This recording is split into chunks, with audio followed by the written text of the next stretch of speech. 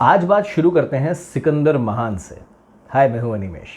कहते हैं सिकंदर महान जब अफ़गानिस्तान में थे, लंबा समय बीत गया, जीतने की कोशिश कर रहे थे लेकिन जीत नहीं पा रहे थे। उनको एक संदेशा आया उनके अपने देश से कि कैसे विश्व विजेता बनने निकले हो, अफ़गानिस्तान जीत नहीं पा रहे हो। सिकंदर महान ने अफ़गानिस्तान की मिट्टी अपने देश भिजवा दी और कहा कि इसे ज़रा देश के अलग अलग इलाकों में छिड़क देना। और कहते हैं कि इसके बाद सिकंदर के अपने देश में ही लड़ाइयाँ शुरू हो गई और तब से एक उक्ति फेमस हो गई कि Afghanistan is the graveyard of empires. साम्राज्यों का कब्रिस्तान है अफ़गानिस्तान, और ऐसा सच भी साबित हुआ। सिकंदर, मुग़ल, अंग्रेज़, यूएसएसआर और अब अमेरिका मुंह की खा के वापस लौटा है, और जो वापस अफ़गानिस्तान में लौटा है उसका नाम है तालिबान। तो ये तालिबान आया कहाँ से? शुरू करते हैं 1980 में जाना होगा, जब उस वक्त के सोवियत संघ यानी कि यूएसएसआर की आर्मी अफ़गानिस्तान में आ गई। उस यूएसएसआर की आर्मी को वहाँ से हटाने और हराने के लिए अमेरिका और पाकिस्तान की मदद से अफ़गानिस्तान में लड़ाके पैदा किए गए, और उनसे परेशान होकर 1989 में सोवियत संघ ने अफ़गानिस्तान खाली कर दिया। फिर ये लड़ाके आपस में ही लड़ने लगे। तो मुल्ला उमर ने पश्तून युवाओं के साथ बनाया तालिबान। पश्तो भाषा में तालिबान का मतलब होता है स्टूडेंट्स, और ये बहुत ही ऑर्गेनाइज्ड एक इनका ग्रुप बना जिसने लड़ाइयाँ लड़ी। 1996 के आते आते काबुल पे कब्ज़ा कर लिया, और 1998 तक 90% अफ़गानिस्तान तालिबान के कब्ज़े में था। और वहाँ पर बहुत ही क्रूर शासन प्रणाली इनकी थी। महिलाओं को पढ़ने की, काम करने की कोई इजाज़त नहीं थी। सज़ाएं पब्लिक इवेंट थीं। सरेराह लोगों को सज़ा दी जाती थी ताकि औरों के लिए मिसाल बन सके।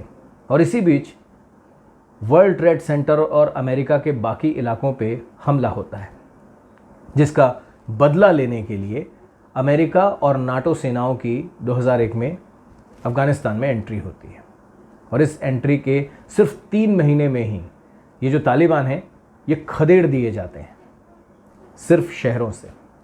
जो अफ़गानिस्तान का ग्रामीण इलाका है वहाँ पर ये काबिज़ रहते हैं, अपने आप को संगठित करते रहते हैं और लड़ाइयाँ लड़ते रहते हैं। ऐसी लड़ाइयाँ कि 20 साल तक ये तालिबान के साथ अमेरिका की लड़ाई अफ़गानिस्तान में चलती रहती है। अमेरिका के 61 लाख करोड़ रुपए खर्च हो जाते हैं। 2300 से ज़्यादा सैनिक अपनी जान गंवाते हैं। और अगर अफ़गानिस्तान के सैनिक और पुलिसकर्मियों की बात करें तो 65,000 से ज़्यादा लोगों की जानें जाती हैं, लेकिन हासिल कुछ भी नहीं होता। अंत में अमेरिका ये फैसला करता है कि हम अफ़गानिस्तान को उसी के हाल पे छोड़कर वापस जा रहे हैं। अपनी जिम्मेदारी से बचता भागता अमेरिका ये उम्मीद करता है कि तालिबान वापस ज़रूर आएगा, लेकिन आने में वक्त लगेगा, शायद 2021 का अंत या 2022 की शुरुआत। लेकिन होता क्या है, अभी अमेरिका अफ़गानिस्तान पूरी तरह से खाली भी नहीं कर पाया है और तालिबान काबुल पे कब्ज़ा जमा चुका है। अब तालिबान की वापसी के साथ बहुत सारे सवाल भी उठ खड़े हुए हैं कि आगे क्या होगा। पहले थोड़ा सा तालिबान के स्ट्रक्चर को समझते हैं। तो जो सुप्रीम इनके लीडर हैं मौलवी हिब्तुल्लाह अंखुज़ादा, ये राजनीतिक धार्मिक मामले देखते हैं। इसके बाद इनके 3 डेप्यूटीज़ हैं, जिनमें मुल्ला उमर के बेटे मुल्ला मोहम्मद याकूब है। बहुत खूंखार इस बंदे को कहा जाता है। सिराजुद्दीन हक्कानी, जलालुद्दीन हक्कानी का बेटा, वही हक्कानी नेटवर्क जिसको तोड़ने का दावा अमेरिका करता रहा है लेकिन कुछ कर नहीं पाया, वो।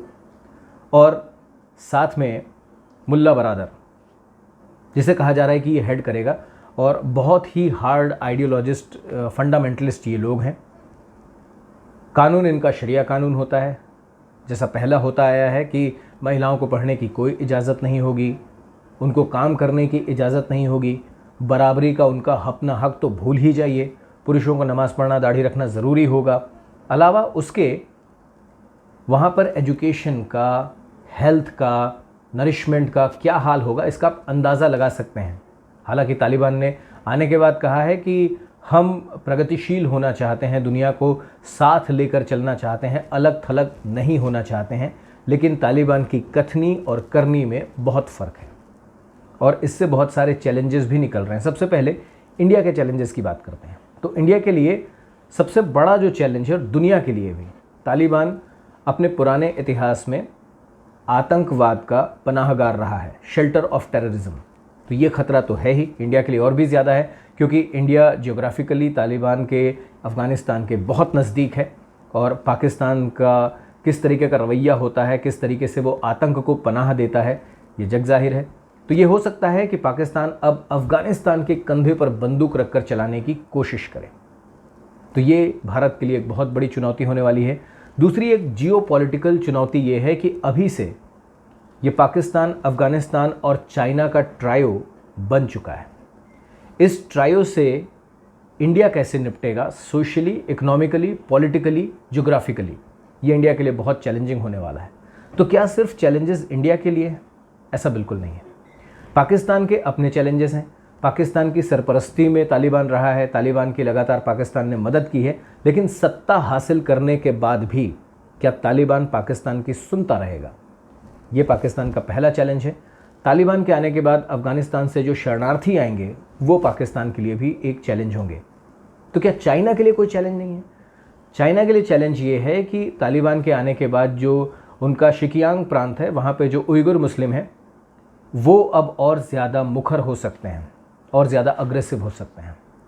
दूसरा, तुर्कमेनिस्तान में एक एंटी चाइना मूवमेंट चल रहा है, वो तेज़ हो सकता है। हालांकि बैकडोर से चाइना ने तालिबान से बात करनी शुरू कर दी है कि ये तुर्कमेनिस्तान को रिकग्नाइज़ मत करो, उनको ख़त्म करने में हमारी मदद करो, हम तुम्हें रिकग्नाइज़ भी करेंगे और फाइनेंशियली हेल्प भी करेंगे।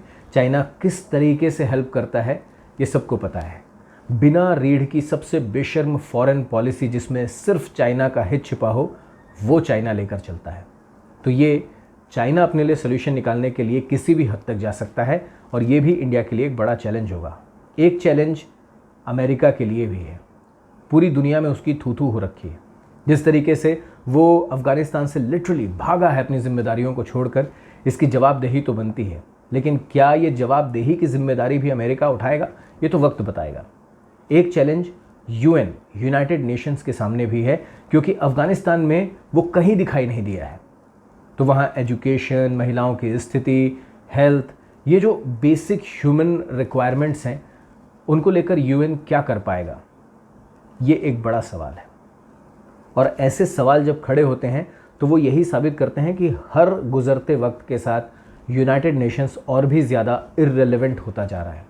तो अपने आप को रेलेवेंट बनाने के लिए यूएन के पास ऑप्शन क्या है, यूएन को तलाशने चाहिए और उम्मीद करनी चाहिए कि जैसा तालिबान ने कहा है कि अब वो अफ़गानिस्तान के डेवलपमेंट के लिए काम करेंगे, खुले दिल से काम करेंगे। हालांकि उनके कहने और करने में बहुत फ़र्क है, बहुत ज़्यादा भरोसा उन पर किया नहीं जा सकता है, लेकिन फिर भी अभी वो जो कह रहे हैं वो करें, यही उम्मीद, यही दुआ, यही प्रार्थना की जानी चाहिए।